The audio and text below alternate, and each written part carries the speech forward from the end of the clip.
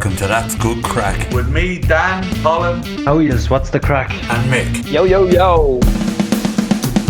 Listen to our podcast every Wednesday. Okay, welcome to podcast number 17 of That's Good Craic. And I'm joined here, as usual, by Colin and Mick. How are you guys? Well, Danny, how you doing, mate? Hope you had a good week. It's a good all one, right, Danny. Right. You guys good? Yeah, All good good, stuff, Danny. All good, man. And also we're joined tonight by a guest who's kindly joined to agree to join us. And basically, yeah, brilliant words there, yeah. The reason why we brought him on is a couple of podcasts ago we were discussing decriminalisation and legalisation of drugs, and one of the topics that came up was what happened in Portugal, and we wanted to get some expert opinion on it. So we did a little bit of research and we looked up Nuno, and Nuno has kindly agreed to come on, and he was heavily involved in the early stages of the decriminalisation of drugs in Portugal. So we made contact with him, and Nuno Capaz, if I'm hoping I'm pronouncing it correct, he's he's a sociologist, and he's part of the Dissuasion Commission of Lisbon, Portuguese Ministry of Health. And in 2001, Portugal decriminalised drugs, the usage of drugs, and diverted drug users from the judicial or criminal system to the healthcare system. Nuno Capaz has been working for the Portuguese Ministry of Health's Dissuasion Commission since they were created in 2001. And I'd like to welcome you, Nuno. How are you today? Thank you. All good. A bit tired. It's been a long week, but all good. This seems like a good way to end my work week. Excellent. And I believe you do a bit of, from what you were saying, you do a bit of surfing as well. Yeah, this week was not very good because there was too wind, but I managed to go a couple of times, so it's okay. Good stuff. Yeah. Excellent. And I think, Mick, you obviously have, we were talking about, you have a good question to ask him to start, because it was something we talked about in depth the last day and we were discussing it in depth. So, yeah, hi, Nuno. Mick here. Just like to say thanks for coming on. And we, both myself and Colin, when it just happened to come up in conversation in one of our chats, and we had actually said that Portugal had legalised drugs, and Danny corrected us, and through looking it up and investigating a little bit into it, I have heard you describe the difference between decriminalisation, regulation, and legalisation of drugs. And I just wondering, could you give us a brief kind of breakdown of the difference between those? Sure. Well, decriminalising, it's not the same thing as regulating and legalising. Legalising is fairly similar to regulating. The difference between legalising and regulation is that you don't have any criteria you need to meet to access certain substances. It's, for instance, what we have with sugar. You can buy whatever amount of sugar you want. You can eat it any way you want. There's no limits, no age limit, no nothing. Regulating is when you legalize a substance, but you impose some sort of criteria that you need to meet. It's, for example, what we have with alcohol. There's a minimum wage for you to access alcohol beverages. So that means it's regulated. And decriminalizing, what it means for us, it's that it's considered an administrative offense and not a criminal offense. So it's not legal or regulated. It's not more accessible because we decriminalize. Basically, the difference is that we no longer deal with it as a criminal offense. And so we do not use courts or the legal system. We use the healthcare system to deal with those sort of infractions because it's still considered illegal. It's legally for us possess drugs for personal usage. It's equivalent to drive without the seatbelt or talk on the mobile phone while driving. It's illegal. You're not allowed to do it, but it's not considered a criminal offense. It's considered an administrative offense. Good. Thanks for that. And Nuno, decriminalisation is still, even in 2019, is in many cases would be seen as a radical kind of approach, even if it is effective. I was just wondering, how did Portugal come about to make such a kind of a bold decision? Well, the problem we had back in the 80s and 90s, we had a huge injected heroin problem in Portugal. And at some point, we had more than 1% of our population that had already tried heroin. And what that basically means is that everybody knows someone that had already used or tried heroin at least once. And so people know the effects of it, and people also know that it should be dealt as an healthcare issue, not a criminal issue. And so the mindset was more or less there.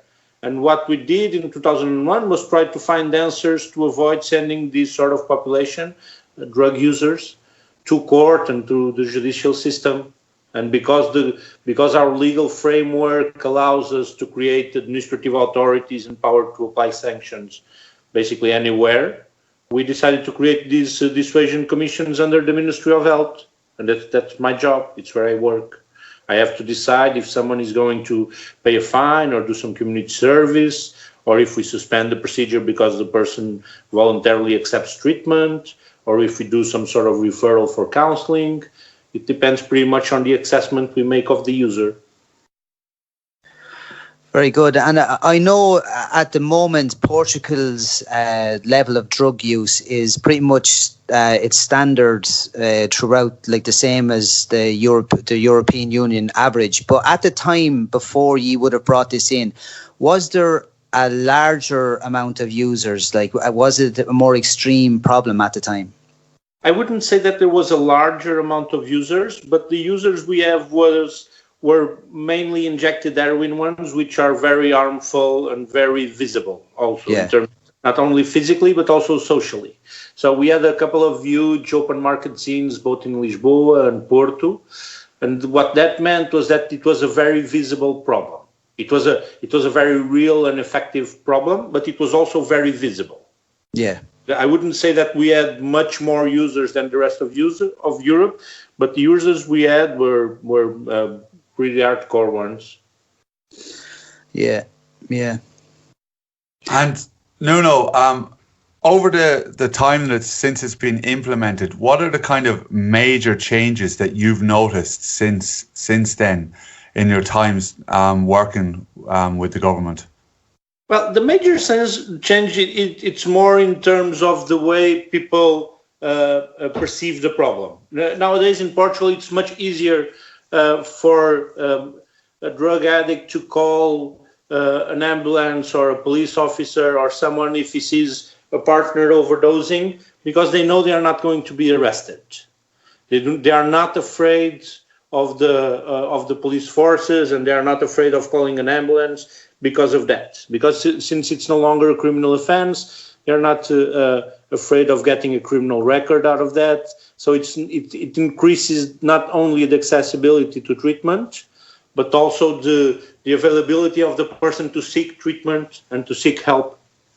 And also in terms of the way the police work, in terms of drug users, what we see in Portugal is that basically police no longer target drug users because they are not accountable as criminals. And so it's not, they cannot be accountable in terms of efficiency of the police officer's work anymore. And so it's much easier for a police officer to refer someone to treatment or to some treatment facility nowadays because they know that there's no point in sending them to court. It's kind of interesting to hear that, because when I think back over the years of all the people's lives that have been, I would say, ruined. People in Ireland now, that I can only say for Ireland, but from picking up small little charges and getting criminalised, like small amounts of marijuana or small amounts of whatever drug they're taking. Not actually people who get caught up in addiction and kind of build up a lot of these charges that then prevent them from traveling or going to work in other countries and stuff when they do actually get clean and sort their life out. It's a huge thing, and also the amount of time that it takes up in courts here in Ireland every week, really, for stupid things, like to think like the likes of marijuana, which is now legal in a lot of places around the world, and people are still getting put in prison over it here, I suppose, or again. Yes, because in the beginning, when we decided to decriminalize drug usage, the main objective was basically to deal with the criminal record part, and that's basically what it does. Did it save the government money, or does it save you money long term, like for a physical kind of difference? It does, because our procedures, our administrative offence procedures at the Dissuasion Commission costs roughly half than they would in court. We made some cost-effective studies, and they showed precisely that because it's a much faster and much lighter legal procedure, it's also much cheaper and quicker to solve than it would be in court. And so, not to mention also that because we work under the Ministry of Health, the referral for treatment or for counseling is also much faster, because the communication is basically a horizontal one. If I want to refer, if I get a drug addict that it's referred to the Dissuasion Commission because they were caught in the possession of an illicit substance, I can refer them to treatment with just one phone call. I just need to phone the treatment center and ask them if they can receive them. Well, the guy is not getting treatment or a miraculous pill right away, but at least the first contact between being caught by a police officer on the streets and medical structure, we can do it in 1 day or in 1 day and a half. That's pretty good. Because I've seen some news reports and stuff, because the Portugal kind of captured the attention of the world. I've seen some Canadian news reports, American news reports on YouTube from where, like, in instances, like you have vans that go around to certain streets and administer methadone out of these vans. That's quite an interesting thing, because I know in Ireland, to get on a methadone program, it can take months. Am I right in saying that, Mick? Absolutely, yeah. Yeah, it can take months. It can be a year's waiting list in my hometown. It can be a year's waiting list to get on a methadone program, and then now also to get into a treatment centre in Ireland that has a methadone program is a very small, limited amount of beds in the whole country. At one stage, there was 25, I think. I'm not quite sure what that figure is in recent years, but I remember a few years ago it was as low as that. What's the waiting list like for, if it's to say someone needs to go on methadone or needs to go to rehab for heroin addiction in Portugal? Well, is the time shorter? Yeah, the methadone vans that doesn't have a waiting list. The mobile methadone program, it's a low threshold controlled maintenance program, and basically they have a maximum amount of methadone that they can prescribe without a medical doctor, which basically that if you show up with an identity card, they will be allowed to give you, I'm not sure if it's 25 or 30 milliliters of methadone, which normally works just as a painkiller, basically. Absolutely, yeah. And to think, even that alone, I even know, even in Ireland, even that alone, how much crime that would reduce, I would imagine, just straight off the bat. Exactly. That's why we did it. Because what that serves is, if you're a drug addict on the street and you didn't manage to get money for your next fix, there will be a van parked at a specific hour at a specific place, and you could just show up and take some methadone. And that's what it does, instead of going robbing the first old lady. Getting desperate, yeah. Absolutely, because it is the difference of that. It is the difference that methadone, that 30 mils is a huge difference in being really, really sick. That kind of way. It's quite an incredible thing, isn't it? That's why we came up with that program, the methadone van. It's basically everything. When we decided to change our drug policy, basically all of the measures we took, the goal was to increase the accessibility to treatment. And the government back then, they put together a group of experts who made recommendation, and all of the 85 or 86 different recommendations that they made, basically the goal was increase the accessibility to treatment. And that specific program we were talking about, the mobile methadone program, it's basically used as a doorway into a more structured treatment, and it also allows us to avoid waiting lists. For example, if you want to go to rehab on the countryside for 1 year, a 12-step approach-based program, there might be a waiting list. But what we do is normally we put the person on methadone for a month or a couple of months, depending on the waiting list, and then they go to the program of the detox program, and then they enter the therapeutical community. But all these steps it's 3 different players, and one is an NGO, which is the mobile methadone vans. The detox program is public, and normally the therapeutical communities are private. But the treatment centers run by the healthcare system, they established this program, and because we have an umbrella structure that deals with everything regarding drug policy, which funds NGOs, which license private sector companies, we are able to establish a program where the person can actually avoid the waiting list because of that. They can stay in methadone like for 2 months, start the detox program for 1 month, and then enter the therapeutical community without having to be on waiting list, because, well, drug user on waiting list is not stopping using drugs, sitting around in the sofa waiting for his time to be called up, right? So, could I just jump in there? Nuno, I suppose one of the main reasons why we wanted to look into this more is was to relate it to our Ireland, where we're from, and we all have had experiences with drugs. Realistically, I can talk for the lads and say that we could have had many criminal records for our behaviour, and but we were a long time away from that life now. But we also, a friend of mine just died last weekend, from drugs, a very close friend. So it's still very active in our life. But I think a massive part of the Portuguese system seems to be, as you say, treatment. And this would be a fear of mine with it coming into Ireland, is just that we don't implement things very well in Ireland. I don't mean to sound cynical, but it's the truth. We do it very badly. And it's so do we in Portugal. So do we in Portugal in general. But you see, just the specifics around the treatment thing, because we have a very limited treatment availability in Ireland.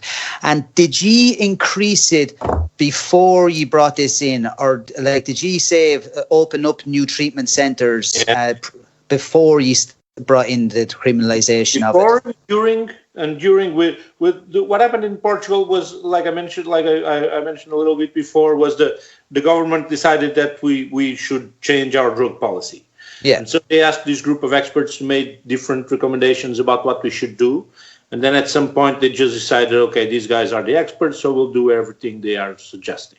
So they passed things into law, and those suggestions were all of those things: the mobile methadone program, the increasing the number of beds in therapeutical communities, the decriminalisation of drug usage, the widespread of syringe exchange programs, the funding for housing after the therapeutical communities, the creation of specific programs for active search for employment and things like that. So what happened in 2001 basically was that we changed everything around our drug policy.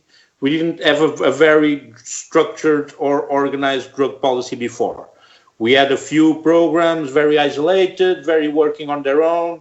And so what the government decided to do was, okay, this is not working. We need to come up with something more comprehensive. And basically we changed everything more or less at the same time. And that's one of the reasons why I think we had some really good results, was because of that. It seems like the key. Yeah. And I think that the most important part is to create an umbrella structure that coordinates everything. We decided to create that under the Ministry of Health, which is clearly a sign that we are interested in dealing with it as an healthcare issue. And well, when you deal with things as an healthcare issue, what you look for is treatment, right? You look for a cure, but to get to a cure, you need treatment. And you know that in some cases you will not be able to achieve a cure 100% effective. So you stick with the treatment part. And that's what we're doing. Yeah, the methadone part of that treatment really struck to me, because I've seen so many people over the years, because where I come from in Ireland, it's a small kind of town, and all of a sudden at one stage just heroin exploded, as it does, it kind of just spreads from a small area and spreads outward. And I've never seen anyone now come off the methadone program successfully. Not many. Now, I'm sure some have, but I've never seen anyone, and I know a lot of people that have went on and off it over the years, but I've never seen them successfully transition from the program. Now, I'm not talking about going into rehab or going into treatment, because in Ireland you can stay on the methadone program for years and years. In Portugal, the same. Yeah, but is there a success rate? Do you know, is there success in coming off that program without treatment? Or is it just the same? Like, it's kind of more of a maintenance thing rather than looking to come more off like it. think if you want to come out of methadone, you need to do a detox like you do You with have to, heroin, yeah. and treatment to be abstinent. Yeah. But the program, the methadone program, it's clearly a maintenance one. Yeah. Like I said before, it's not a cure, but it's treatment. And it's a very effective treatment for heroin addiction. But again, it's not a cure. Right? It's kind of more to take the crime out of it, isn't it, really, than anything? To maintain people active. If the person knows that they can have their daily intake of opioids from a van in controlled measures and hygiene measures, they are able to maintain a job. They are able to go and put their kids to school, to go and pick them up. They are able to function socially. If they have to run around all day to get money for their next opioid fix, it's a mess. They are not socially functional, and methadone is really good to have opioid addicts function socially. Yeah. Did you look to other countries around the world, or was it just a complete blank page from your own side of it, like your own experience in Portugal with it, or did you actually look to other countries, like other strategies? I know Scandinavian countries have some interesting views on it as well, you know. When the government put together this group of experts, made recommendations, they made a bunch of trips abroad. They went to Switzerland to see the heroin prescription program. They went to Denmark to see the injection rooms. They went to Scandinavian countries to see their treatment facilities. They went to Canada to see the programs that they have inside prisons. They made a few trips around the world to get some good practices and good examples. And then what they did was they adapted those good practices and those experiences to our reality. Brilliant. And that's what I think people should do. People occasionally refer to us as the Portuguese model. And I tend to disagree with that completely, because we cannot be modeled anywhere in the world. People cannot do the same things we do. Some things they can, but in general, they can't do everything exactly like we did. You have to assess it for your own country, basically. Sure. Because the healthcare system is different, the policing is different, people are different. So it's not the same thing. So you cannot do the same. If you don't have the same tools, you will not be able to build a house the same way. Yeah. So Nuno, if for example, I commit a criminal offence due to addiction, what would be the process? So I'm caught with drugs. I get stopped. Where does it go from there? What happens next? Like, what is the exact process? If you're caught doing some sort of criminal activity, you will go to a court of law because of that criminal activity. Okay. If you have in your possession a small amount of any illicit substance for personal usage, what the police then does is they split up the procedure in two, and then they send the criminal offense to court because it's a criminal offense, and they will send the possession of illicit substance for usage to the Dissuasion Commission. And then what normally happens is that because we are normally much faster to deal with our procedures than court, what happens is that when it gets to the court attention, the criminal activity that you made, they normally ask information from us to see if we manage to refer that person to treatment or to some sort of counseling. And then they use that to solve their criminal part of the procedure. The person is not, we do not excuse our drug addicts from their criminal activities. But if they undergo treatment or if they undergo some sort of program, they can have a suspended jail sentence or something like that. And we also have we have two types of criminal record. We have a fixed one and we have a temporary one. And normally, if it's small criminal activities, you only get a temporary one that will wash off after a few years. Wow. And if so if I'm caught, say, with drugs and no criminal offence aside from that, and you basically, when I go into the system, the Dissuasion Committee, do they straight away suggest treatment, or what happens exactly there? So what happens is we have all the Dissuasion Commissions have a technical supporting team, psychologists and social workers that work with us. And what we do is when the person is caught by a police officer, they are notified to go to the Dissuasion Commission. And the first contact that they have is with one of our technical supporting team members. And they will do an assessment of the user. We run a few tests and a few questions. And normally after 45 minutes, 1 hour of that interview, we are able to grade that person's risk level between low, medium, or high risk. Low risk means it's a recreational user, non-problematic. Medium risk normally means that it's a recreational user, but problematic. And high risk means it's a drug addict. And then on basis of that assessment, for the low risk, what we do is we pass information about risks and consequences of the substance that they are using, and also about the legal aspects of it, what might be the outcome of being caught with illicit substance, what sanctions can be applied to them. With medium risk, we do all that plus a proposal for counseling, a proposal for referral for counseling, which means we might be addressing other things than drug using. For example, he might be a drug user, but it's also a long time unemployed situation. So we refer them to the employment center of the residential area. Or if it's a person that has a regular use of some cannabis, but also problematic use of alcohol. So we can refer them to the alcohol treatment center of the residential area. And for the high risk, which normally means drug addicts, we do all those, plus a proposal for referral for treatment, which basically means that we try to refer that person to the treatment center of their residential area. Very good.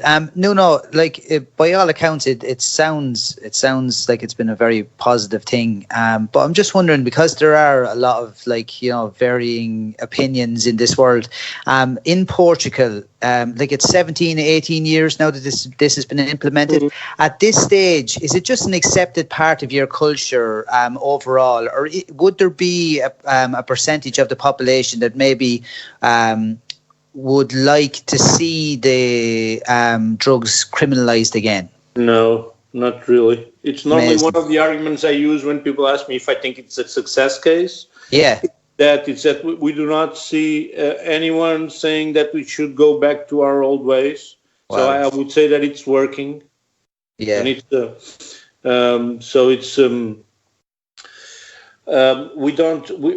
what happens is that when you change a policy like this, basically the big change is in terms of the mindset. Yeah. We start dealing with it as an healthcare issue, and therefore you do not moralize people. Yeah. So what it happens along the way is that becomes normal or the pattern behavior. And what we see nowadays, it's precisely that. People don't compare drug users to criminals right away. And so therefore we do not think court is a solution for those situations. Yeah. And so we do not put back in terms of policy in Portugal. And obviously, because you're able to show the improvements so clearly, it's just not an argument that's going to be listened to, obviously, which is great. It's. But I think the real reason why we don't see a pushback in terms of policy is because we managed to get the accessibility to treatment right. Yeah. You mentioned before that at some point Ireland had 25 beds for drug addicts treatment. That's unbelievable. It's not reasonable, right? You need more beds than that. You need those amount of beds. Or something. Yeah, when I said drug addicts, I meant heroin specifically. No, yeah. Whatever. It is. It's still outrageous. Yeah, I agree. And people were left and it's the same with even with the methadone. It's held as this high thing, you know what I mean? This thing that's out of touch, and you have to like go see the doctor every week and keep going for, like, even Mick said, up to nearly a year sometimes just to get that help. And you have to try get only specific chemists, pharmacies will administer it, you know, and it's just such a weird. Those are the sort of things that we manage to tackle and to get it right. It's basically like what I said.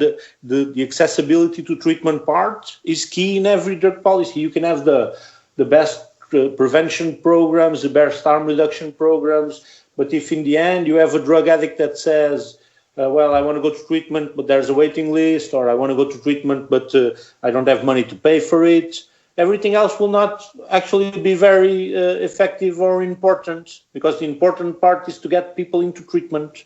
And courts are not good at that. Courts are good at sending people to jail, not to treatment. Yeah. And it just seems, Nuno, that, like, from what you're saying, and it was actually a point that I brought up when we discussed this, when it came up in our discussion, was that if it was not implemented right, you know, if it's only the drugs are decriminalised, that it could increase the problem if you don't have the treatment, if you don't have that approach, you know what I mean? That's not, as you said, the umbrella approach.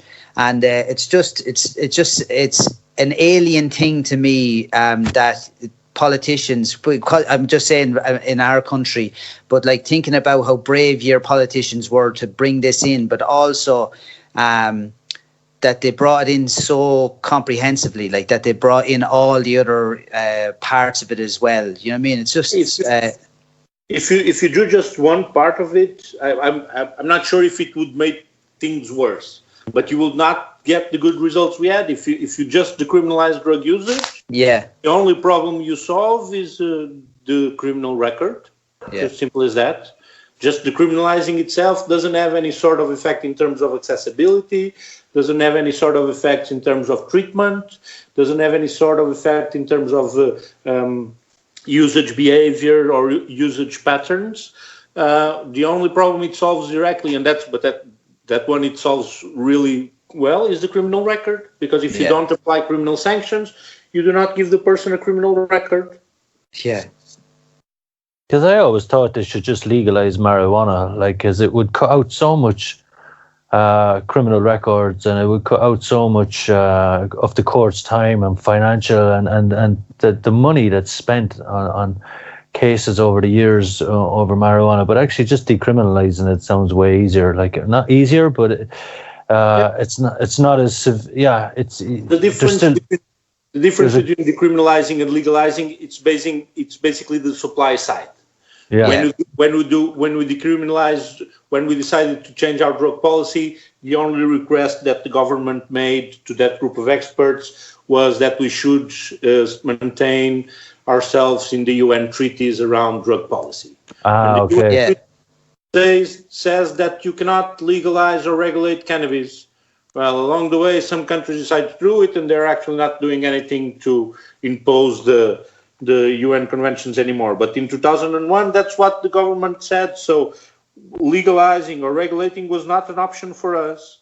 So the next step was, okay, so what can we do? And what we could do, because our legal framework allowed us to do that, was decriminalize, was deal with it as an administrative offense. And therefore, we do not have any sort of accessibility increase. Yeah. What we have is a diversion scheme. People are caught on the street in the possession of an illicit substance, and automatically, instead of being referred to a court of law and the criminal system, they are referred to the dissuasion commissions and to the health system. And the only criteria you need to meet to access that diversion scheme is the quantity of substance that you have. If you have less than what's considered for 10 days usage, you're automatically diverted to the healthcare system. Brilliant. Big thing that's of interest to me as well is obviously, so you go through the steps, and say, for example, you're a drug addict and you get referred to a treatment center. You go through the treatment in the treatment center.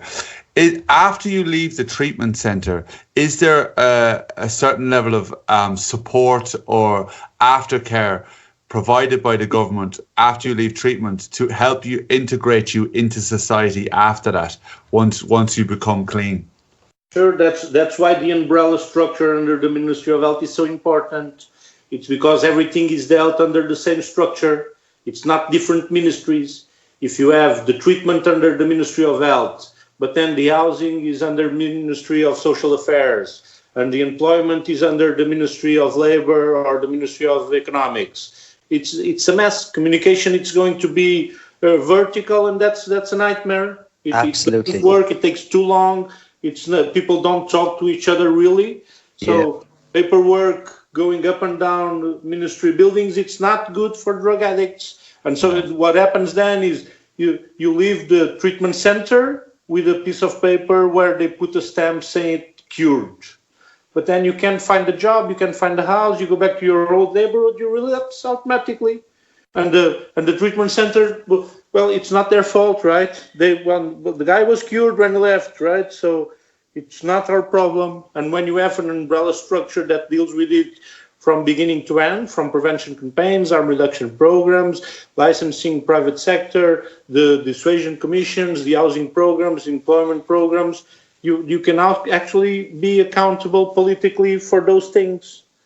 Right, my boss. If something goes wrong, it's my boss's fault. It's not someone else's fault, and that's what you see when you have a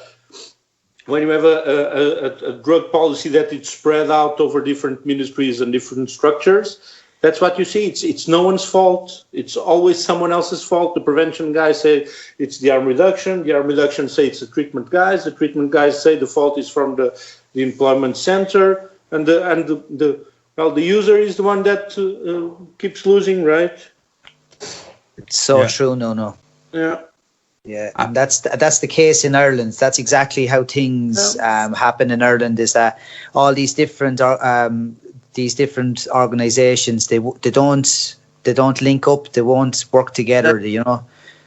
Yeah, and then they start fighting for budgets. Exactly. And then when they start fighting for budgets, the worst thing that they do is they cherry pick their drug addicts.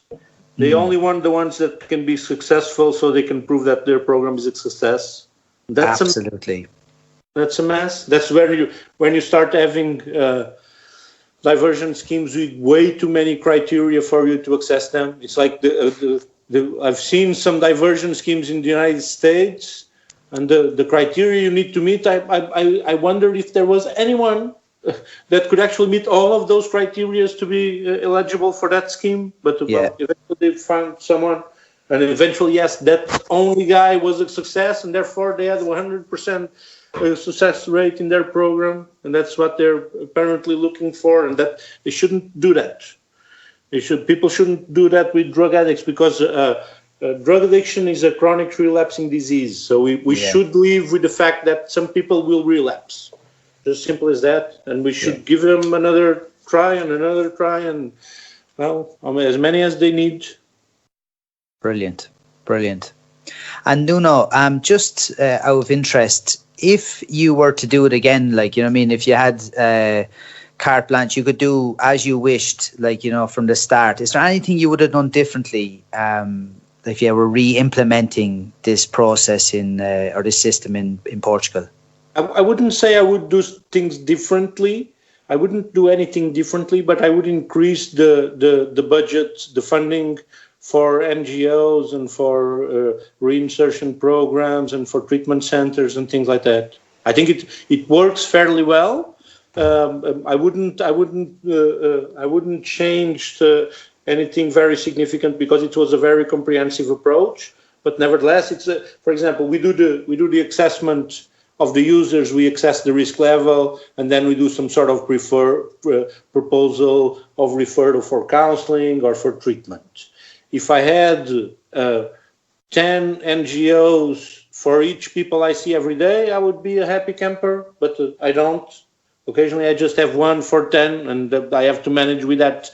So if we had more funding for more structures, the system would be better and it would be improved. But then again, everything can be improved and nothing is perfect. So we have to live with what we have. It just seems, Nuno, just listening to your approach to it is just totally solution based. That's the difference, you know. It just seems like from the start you looked at, actually it wasn't politics, it wasn't trying to, as you say, come up, get a percentage of success or anything like this. It was like, no, listen, we have a problem here. What can we genuinely do to address it and make a difference? And that's the way it seems to have been continued, you know. And it's amazing. Yeah, that's what people do under the health system in general. Yeah, that's what medical doctors basically do on a daily basis, and that's what we try to do: is come up with solutions of problems as they come our way. And in the 90s, we had a very specific problem that we needed to address, which was heroin usage, very problematic heroin usage, injected one mainly. All the HIV infections, all the hepatitis, because people were injecting in very precarious conditions, all the overdose deaths, tuberculosis associated also. So we had that specific problem. And the policy we came up with was specifically directed to that, to solve that problem. And along the way, because we started having more and more problematic usage of cannabis, we started to have some problems with new psychoactive substances, with cocaine, with party drugs, things like that. Along the way, the policy was shifting and was adapting to the reality. And again, you can do that if you have an umbrella structure that coordinates everything related to drug policy, because otherwise it takes too long. The trends shift so fast that you need to be fast on your feet to move along with them. Brilliant. So normally that's the only advice I normally give for free, is create an umbrella structure, preferably under the Ministry of Health, to deal with everything related to drug policy. Don't spread it out over 4 or 5 different ministries. Yeah. Yep. Yeah. And just personally, I'd like to know, like, for you, Nuno, obviously you've been heavily involved in this for quite some time. Has it been, have you felt like a great sense of achievement, and has it been like a sense of reward in your job, seeing addicts change their lives? Have you seen many addicts change their lives over the years, and have you had a great sense of a feeling of achievement seeing that happen by implementing this process? In some ways, yes. In some ways, it's the other way around. Occasionally, there's also a lot of frustration management involved with working with drug users. That's what it is. But in general, yes, I do feel a sense of achievement, because I feel I have the appropriate tools to help someone. Occasionally, it's just frustrating that you see that someone is not willing to receive your help, or is not willing or ready to take the steps that you know it should eventually be taken. But having the possibility of helping people, it's very rewarding. Brilliant. And Colin, have you any questions, or? Thanks, Dan. I just, because everything you say, I'm kind of relating it back to Ireland and my own experience in systems and people I know and the struggles people have had over the years. Silliness, like in terms of, especially the big one is like what you said about temporary criminal record. So what way does that work? How long is the temporary thing? Because I know here, like, if someone gets caught with a small amount of marijuana or a small amount of cocaine when they're 19, that's on your record forever. Like, well, I'm not sure how long does it take, because I'm not a lawyer. You said so perfectly in the beginning, I'm a sociologist, but I'm fairly sure it's some of the criminal records wash out after 5 years. Because people, yourself, from the age of 20 to 30, a man or a woman is a different person from when you're 20 to 30. And especially if you're someone that's been involved in drugs as a teenager and then come out of it Completely. It's like a 180-degree turnaround of someone's personality. For me, anyway, especially. If you were to compare me to now, 12 and a half years with drug and alcohol free, compared to when I was actively using drugs and alcohol, I'm a completely different person.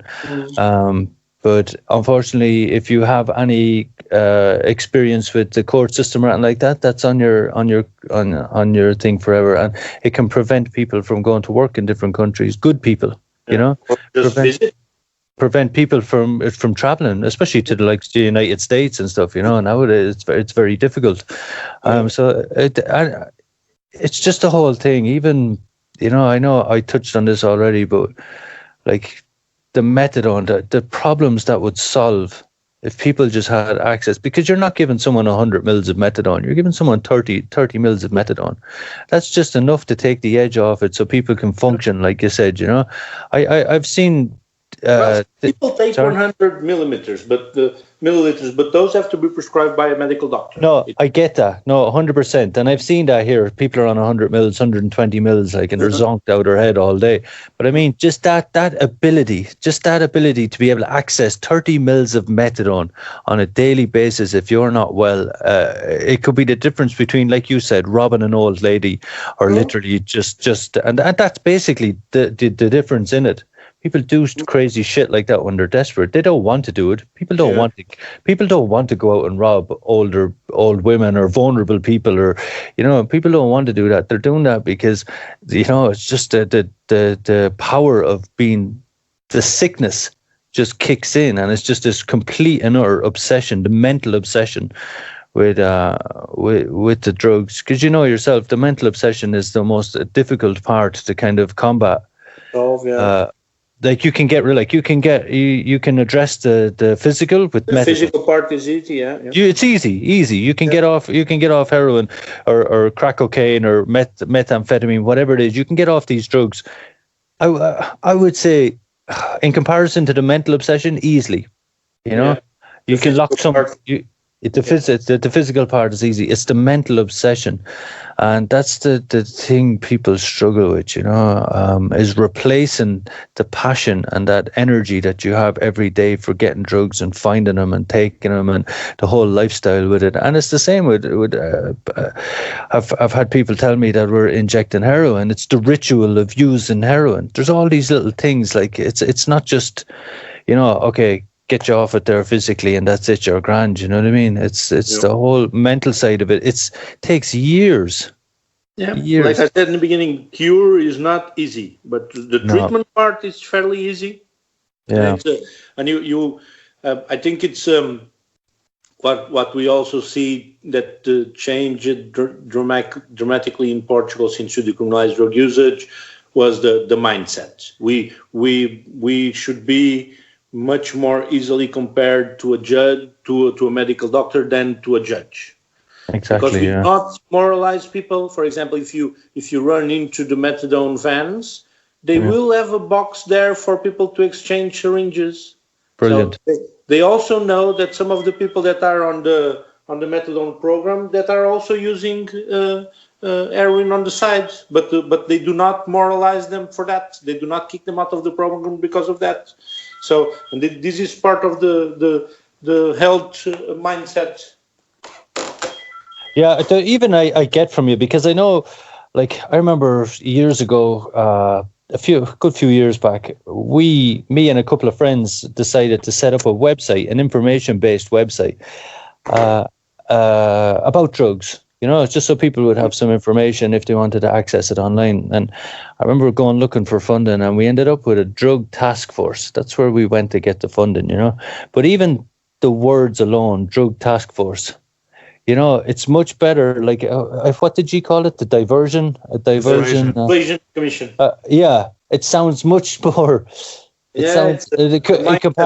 Exactly, in comparison to drug task force, this is a task force. It's such a criminal kind of, it's relating to police and task forces and all that kind of stuff, but it's just small little things like that, just changing wording and things that I think that can help to change the actual mindset and the approach towards it, rather than this task force kind of lingo. Yeah, couldn't agree more with you. Yeah. Yeah, but that's it, you know, and that task force meant well. Those people meant well. They weren't sitting there in Kevlar with batons and guns, you know. It wasn't like that. It was a group of people that were there on a voluntary kind of basis, looking to kind of source funding to help people and that kind of thing, you know. But that all kind of the Irish government were great with funding when the money was there. But then when the money during the economy crash in 2008, was it, Mick? 2007, 2008? Yeah, 2008, yeah. All that money kind of disappeared, you know. Any funding or help that was there kind of disappeared. That in Portugal, yeah. Yeah. So we saw a lot of programs that we used to refer people being shut down because of funding in that same period, yeah.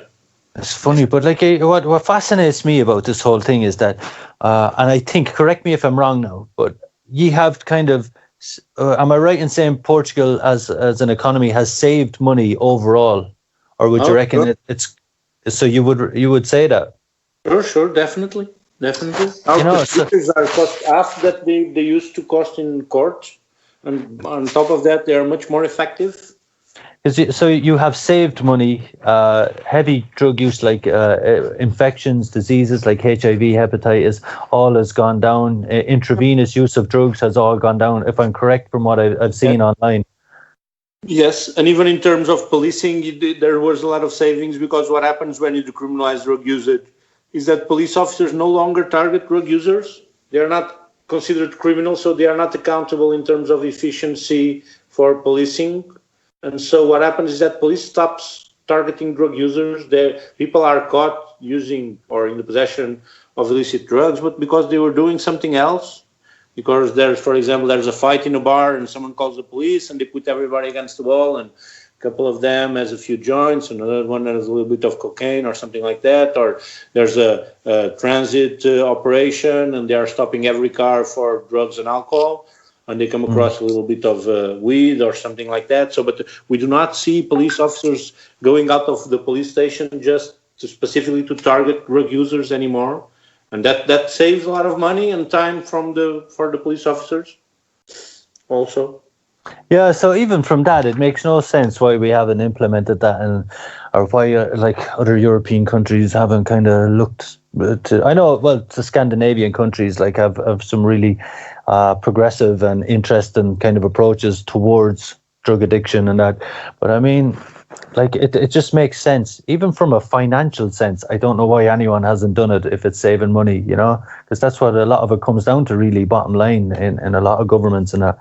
Is money. Well, I have a theory for that. I had a group of MPs from England visiting on Wednesday, and at some point some of them asked me, well, but don't you think if we are going to propose these sort of changes that we can be perceived as soft on drugs? Yeah. The answer was yes, but maybe you should be softer on drugs. Being harder on drugs is not working. People are spending more and more money on being hard on drugs, and they are not achieving results. So yes, maybe you should be. Yeah. I actually recommended that. Well, try it. Try saying yes, we are going to be softer on drugs to see what happens. It's not going to be the end of the world, and you might get better results. And Nuno, that's leading back into what I said, and I'm glad you said it, because it's truly my belief like that. That's what the difference is between your approach, is that you were genuinely looking for a solution. And these people, these politicians, they are not. It is not on their radar. They don't actually care. They're just looking to get voted in the next time. Yeah. And that's why you have been effective, is that you actually did care about the situation and were really looking for a solution. And if they did that in all areas, like, you know, maybe things would be a lot different. But I think we were at some stage we were extremely lucky with our politicians in Portugal. Yeah, absolutely. We had a few of them with a lot of political will to actually get a solution to these sort of problems, and that's why we managed to do it. And it's fairly fast. It doesn't take years and years of studying. Absolutely not. And if there's political will, it's fairly fast to deal with it. It just shows how rare it is, a thing it is as well, Nuno. Yeah. Right, guys, It's fantastic. Just I wanted to say, it just goes to show. No, it's fine. There's yet to be a war on drugs that has been won by the government. That is actually, all you have to do is look at the American war on drugs. It just made it worse, really. And the reason for that is that to win a war on drugs, what you're looking for is for a drug-free society, and there's never been a drug-free society.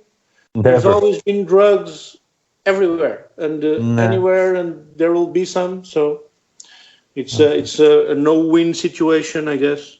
Absolutely. Well, guys, Nuno, we've drawn close to the end of this podcast, and I'd like to thank you personally for coming on and taking the time out of your Friday to join us. My pleasure. No problem. Thanks, Nuno. Yeah, it's been fantastic, very educational, and really enjoyed it. Yeah, really, really enjoyed it. So it's kind of eye-opening, and it upsets me a little bit as well. I'm grateful that, not grateful, but I'm happy that it's worked for you. I think it's great. It's kind of humanizing people more than anything, you know. But it upsets me that we can't do that here, you know. And it upsets me that the rest of Europe can't approach it like that, because whatever's been done up till now is just not successful, and it will never be successful, and it's wasting lots of money and lots of time, and it just doesn't make any sense to me. So yeah, but it's been fantastic having you on. We really appreciate you, like Danny said, taking the time out of your Friday to join us. Thank you. It was a pleasure. Thanks. Nuno. Okay. Thanks a minute. And where can you find us, Carl? If you want to catch up with us on Instagram at That's Good Crack Podcast. And we are on Gmail at 3drylads@gmail.com. That's number 3, drylads. And you can also find us on the old Twitter at that_crack. And thanks again, guys. And we shall see you next week. Peace. Peace out. Take care. Thanks, Nuno. Bye. Thanks, Nuno. Bye-bye. Don't forget to subscribe to That's Good Crack on iTunes, Spotify, Podbean, and wherever you're listening to it right now.